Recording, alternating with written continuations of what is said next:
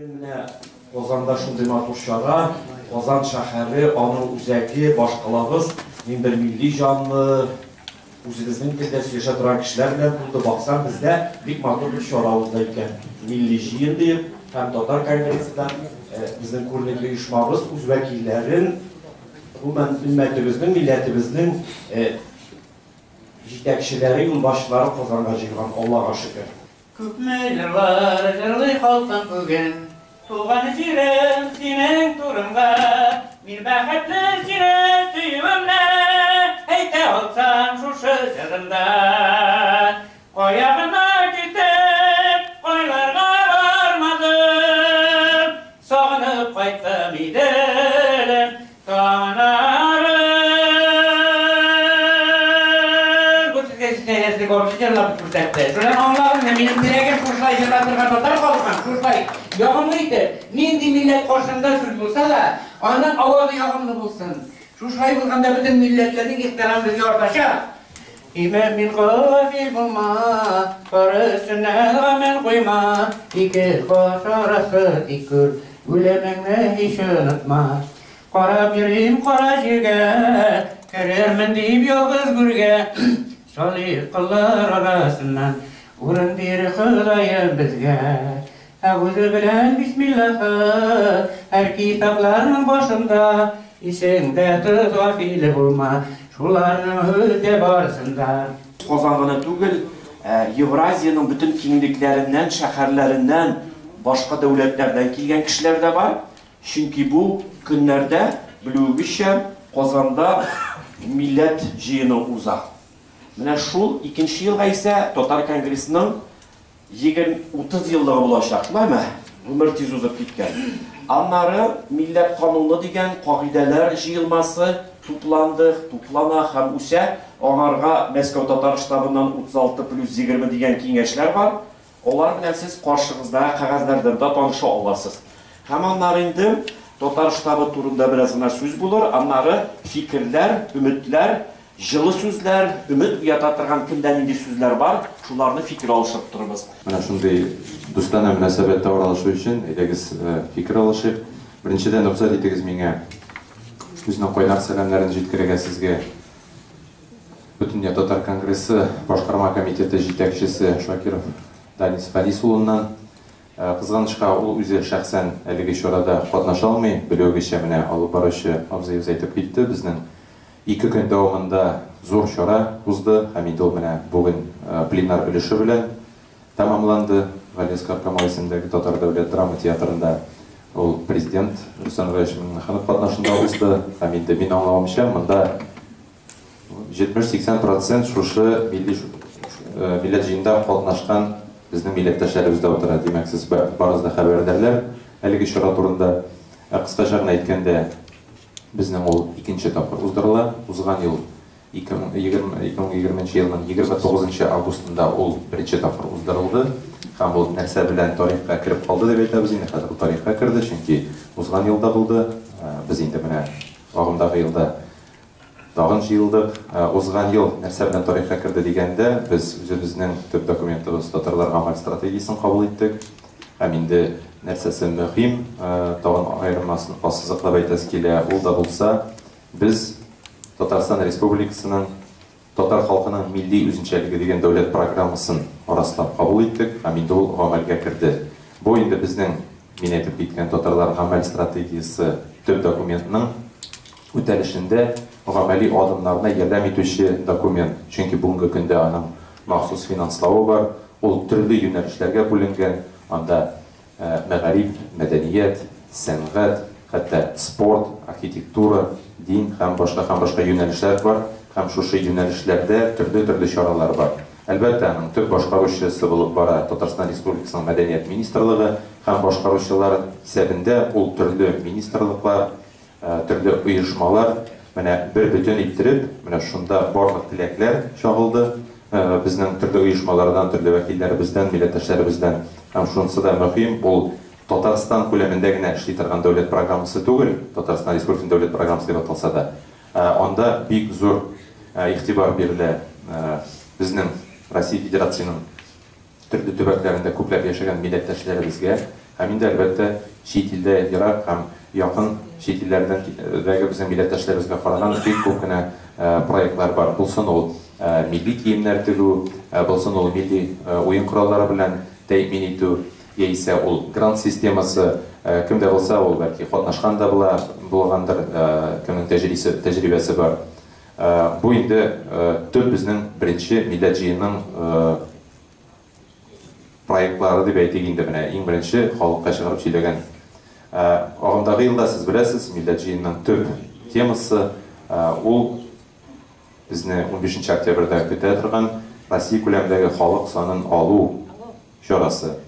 Менә төп тема шул булды, кем милләт җыенында катнашты ул күрде, безнең төп чыгышларыбыздан бары тик шуңа багышланган иде һәм ул табигый да, һәм ул дөрес тә, чөнки безнең алда зур максат, зур бурычлар безне сынау көтә дип әйтергә була, чөнки сез беләсез, ул 10 елга бер тапкыр үткәрелә торган зур Россия күләмендәге чара, ул инде 3 тапкыр кичектерелде, ниһаять менә без аңа килеп җиттек, һәм инде безгә аны яхшы итеп, матур итеп уздырып җибәрергә кирәк. Әмма төп максаты, сез беләсез, ул киләчәк 10 елга икътисади юнәлештә, мәгариф юнәлешендә, мәдәният юнәлешендә стратегик ниндидер юнәлешләрне билгеләргә мөмкинлек бирелә.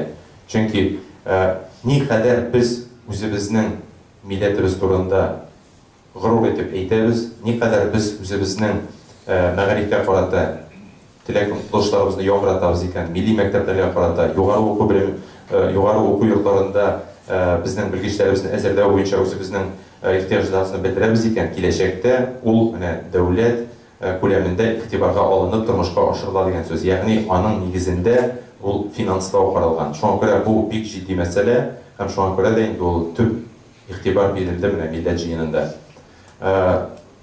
Тагын бер мәсьәләгә рөхсәт итсәгез тукталып китәм. Менә бу чарага килгәндә мин танышып киттем әлеге очрашуның тематикасы белән, һәм инде аның исемен ул миңа дөрестән дә бик нык ошады, үз җиремдә үз телем. Монда инде яшерен батырын түгел, безнең ул төп максатыбыз үзебезнең телне саклау, һәм без үзебезнең җиребездә яшибез, һәм безнең телебез яшәргә тиеш. Һәм мин аңлавымча, менә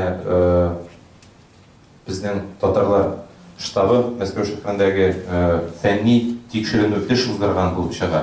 Чөнки менә әлеге пресс-релизга мин игътибар белән карап чыктым, һәм инде вакыт бар иде, менә танышып та чыктым тәкъдимнәр буенча. Глобаль һәм перспектив карауны күрсәтә, минемчә. Мин нәрсәгә тагын тукталып китәс килә, аерым пунктлары мине укытучы кеше буларак кызыксындырды, филолог кеше буларак кызыксындырды. Бигрәк тә менә мәдәният, мәгариф өлкәсендә эшләгән кеше буларак аерым пунктларга тукталып китәр идем мин.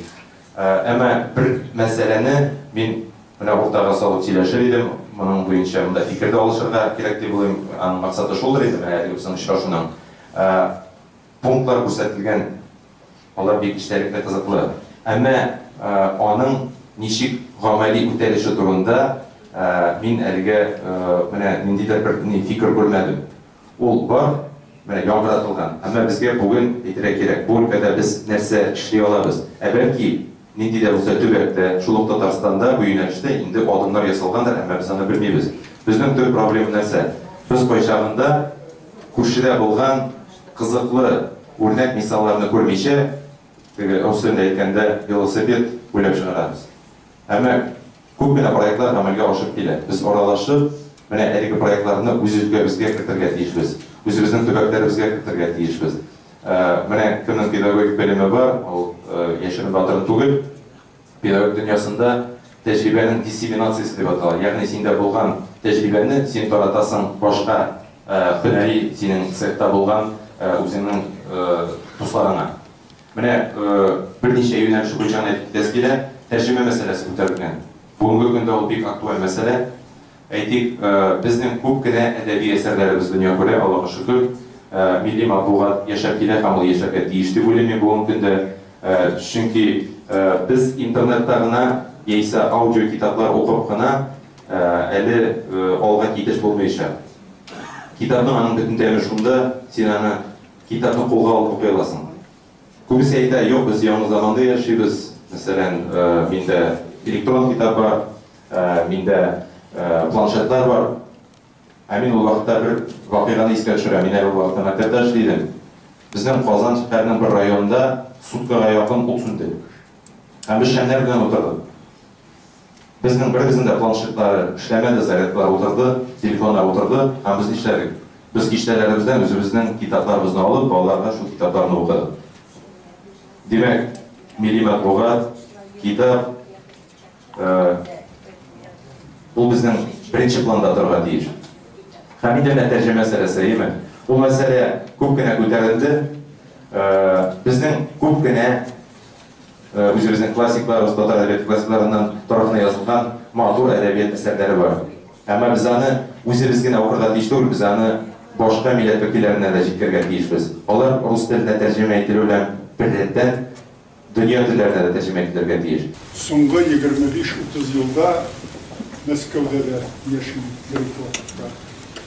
Һәм үз вакытында Мәскәүдә Верховный Советның милли мәдәниятлар һәм милли мәсьәләләр буенча комитетын җитәкләгән кеше буларак, депутат буларак, бу эшләр белән шөгыльләнгән кеше буларак, бүгенге көндә Россиянең культура турындагы законының авторы буларак та сөйләшер сүзләр, әйтәсе сүзләрем бик күп дип саныйм мин үземнең.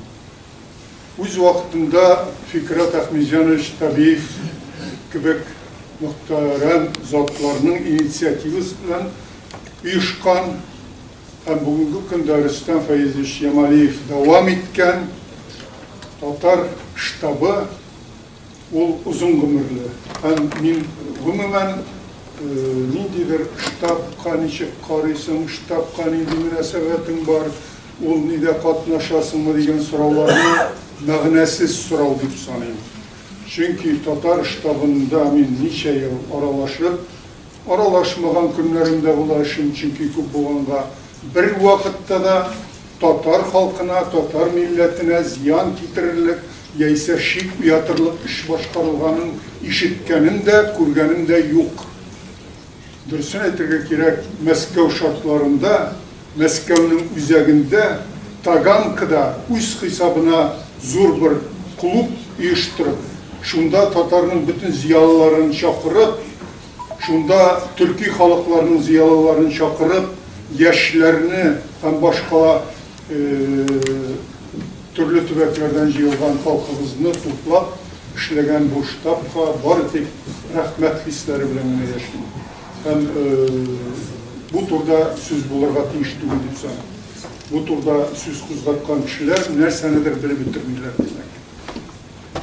Инде милләт мәсьәләсенә, чөнки штаб милли мәсьәләләр белән шөгыльләнә килгәндә, шулай ук элекке СССР территориясында һәм бүгенге Россия Федерациясындагы барлык төбәкләр белән дә редактор буларак мин даими элемтәдә яшим, чөнки элекке коллегалар белән дә аралашып яшим. Дөресен әйтергә кирәк, бүгенге Россия Федерациясында милли мәсьәләләр без теләгәнчә хәл ителү юлында түгел. Мәгариф системасында булсын, башка системада булсын, гомумән Россия Федерациясының күп милләтле ил булуы вакыт искә төшергәндә генә искә төшә. Карагыз, үзәк телевидение каналлары ничә алар? Берничә йөз. Ләкин шуларның берсендә булса да бер милли шушы хотя бы үзенең федерация ясаган республикаларның телләрендә берәр тапшыру барамы? Үз вакытында татарлар дигән атнага бер тапшыру бара иде Мәскәүдә Россия каналында. Инде соңгы 2 елда ул да туктатылды. Кызганычка каршы күбрәк безнең бу дуслык турында сүздә генә кала. Каядыр Россия Федерациясының бер шәһәрендә мәчет төзү турында сүз кузгатылса, ул тирәдә яшәгән кешеләрдән анкета җыя башлыйлар һәм 10% халык каршы булса мәчет төзелүгә, башка милләт вәкилләреннән анда мәчет төзелми. Мин шундый вакытта Мәскәүдәге танышларыма, урыс язучыларына әйтәм. Менә Казанда бездән татарларны сорамыйлар. Сорасалар, без каршы килмибез. Çünkü Moskov'da men özümni Qozon kişisi deb hisoblayman. Qozonda Moskva kişisi deb bugün söyleyeyim. Qozonda qo'yatibbiz shunda shirkavni tuzibbiz o'zimizning Tataristanning Teresa qaysi shahrida. Bundan Tatar xalqi iskitkish madaniyatli, kulturli xalq. Lekin burchila turgan ayollar ko'p. Mana bu Mag'arib өлкәсендәге so'nggi yillardagi qonunlar qizg'anishga qarshi bizning Tataristandan saylangan deputatlarning da bir ovoz ochib so'z aytganlari eshitilmadi. Bu milli tillarni turdan tura tupikka keltirib ketdi. Yega degan ofat ham единый nindidir образовательный нәрсе диләр әле сез стандарт дигән сүзләр булар барысы да яхшыга илтә торган әйберләр түгел. Күпме генә әйтсәк тә ата-аналарның фикере белән укытырга дигән сүз менә бүген аны кемдер әйтергә тырышты безнең зур сәхнәдән. Булар барысы да буш сүз.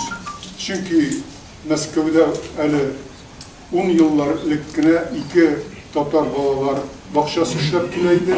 Бүген аларның берсе дә инде эшләми. Чөнки балалар килми дип җавап бирәләр. Татар телендә билим алу өчен оештырылган үз вакытында Лужков дәврендә 1186 Муса Җәлил исемендәге мәктәп оешкан иде. Ул мәктәптә бүген 76% ялгышмасам 70% тирәсе укучы башка милләттән, татарлар түгел, сүздә генә кала кызганышка каршы. Без күпме генә тырышсак та, бу әйбер бүгенге шартларда, бүгенге кануннар булганда үтәлә алмый. Сер түгел ич, Татарстанда да менә туган авылыңа барып керәсең, авылларда яшьләр калмаган. Икенче бер авылга барып керәсең, балалар, моның кадәр балалар, чиремдә уйнап үскән балалар, русча үзара сөйләшәләр. Моның асылы кайда? Менә шушы законнарда дип саныйм. Үзебезнең халкыбызны чын мәгънәсендә яратабыз икән, biz аны яшәтәсебез килә икән, һәр кайсыбыз уйланырга тиеш. Бер туктану, мактану белән генә мавырга тиеш түгел. Игътибарыгыз өчен рәхмәт.